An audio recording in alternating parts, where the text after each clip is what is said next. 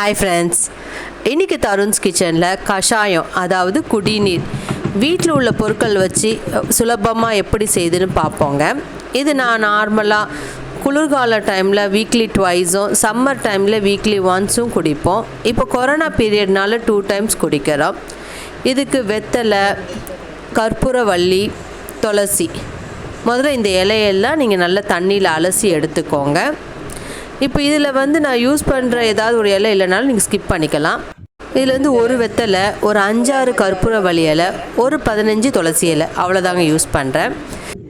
அதோட ஒரு 1/2 டீஸ்பூன் தனியா, சுக்கு ஒரு 3 துண்டு, 2 ஏலக்காய், 2 கிராம்பு, ஒரு 1/4 டீஸ்பூன் மிளகு, அதாவது 10 to 15 நம்பர் மிளகு இதெல்லாம் சேர்த்து எடுத்துக்கோங்க. இப்போ இதெல்லாம் ஒன்று ஒன்றா இடித்து எடுத்துக்கணும். ஃபஸ்ட்டு நம்ம சுக்கை இடிச்சிக்கலாங்க.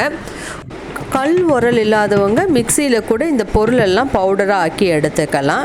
இப்போ நான் ஒவ்வொரு பொருளாக தட்டி எடுத்துக்கிறேங்க. இப்போ இதெல்லாம் தட்டி முடித்தோடனே கடைசியில் நம்ம அலசி வச்சுருக்க வெத்தலை, கற்பூரவள்ளி, துளசி இதையும் அதோட லைட்டாக தட்டி எடுத்துக்கிறேன். பட் மிக்சியில் அரைக்கும் போது இந்த இலையை நீங்கள் அதோடு சேர்த்து அரைக்காதீங்க. நம்ம கஷாயம் கொதிக்கும் போது தண்ணியில் இதை அப்படியே நீங்கள் லைட்டாக நசுக்கி போட்டால் கூட போதும். நான் 4 பேர்த்துக்கு செய்கிறதுனால 3.5 டம்ளர் தண்ணி இதில் ஆட் பண்ணுறேன். ஸோ இன்றைக்கி கொடுத்துருக்க மெஷர்மெண்ட்டு 4 பேர்த்துக்குரிய மெஷர்மெண்ட்டு தான் கொடுத்துருக்கேன். உங்கள் வீட்டில் ஆட்கள் கம்மினா அதுக்கேற்ற மாதிரி மெஷர்மெண்ட் லெவலை மாற்றிக்கோங்க. ஸோ இப்போ மீதி உள்ள தண்ணியை உரலில் அலசி ஊற்றிடுறேங்க.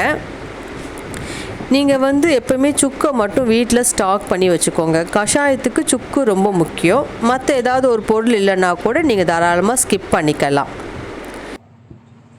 இதுமாரி மீடியம் ஃப்ளேமில் நல்லா கொதிக்க விடுங்க. நான் இன்றைக்கி இனிப்புக்கு நிறைய பேர் பனக்கற்கண்டு யூஸ் பண்ணுவாங்க, இல்லைன்னா நாட்டு சர்க்கரை யூஸ் பண்ணுவாங்க. நான் கருப்பட்டி தாங்க யூஸ் பண்ணுவேன். இந்த கருப்பட்டி போடுறதுனால உள்ள ப்ளஸ் பாயிண்ட் என்னென்னா, இந்த கஷாயம் அப்படியே கருப்பட்டி காப்பியாக டேஸ்ட்டுக்கு ரொம்ப நல்லாயிருக்கும். அதனால் நீங்கள் சின்ன பசங்களுக்கு கொடுக்கும் போது கூட அவங்க அது ஃபுல்லாக ஃபினிஷ் பண்ணிவிடுவாங்க, கஷ்டப்படுத்த மாட்டாங்க. இது நல்லா கொதிக்க ஆரம்பிச்சிருச்சுங்க. இப்போ இது கொதிக்கும் போது இந்த கருப்பட்டி போட்டுறேன். கருப்பட்டி போட்டு கொஞ்சம் சிம் ஃப்ளேமில் இன்னும் ஒரு 5 minutes அப்படியே கொதிக்கட்டும். ஸோ இந்த கருப்பட்டியும் அதில் அப்படியே நல்லா கரைஞ்சிடும். கஷாயம் ஒவ்வொரு ஏஜ் குரூப் இப்போலும் எவ்வளோ குடிக்கணுங்கிறதுக்கு ஒரு மெஷர்மெண்ட் இருக்குது. அந்த மெஷர்மெண்ட்டில் தான் குடிக்கணும்.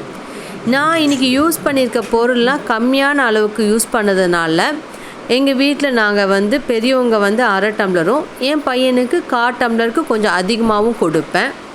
இதில் நான் கருப்பட்டி அதிகமாக யூஸ் பண்ணியிருக்கேன். சுக்கு மிளகுலாம் கம்மியாக தான் யூஸ் பண்ணியிருக்கேன். அதனால் இது ரொம்ப டேஸ்ட்டாகவும் இருக்கும். பசங்க உங்களுக்கு கஷ்டப்படுத்த மாட்டாங்க. அதேமாரி கஷாயம் அடிக்கடி வச்சு குடிக்கக்கூடாது. ஏன்னா அப்புறம் அடிக்கடி குடிக்கும் போது நமக்கு அல்சர் ஆகிடும்.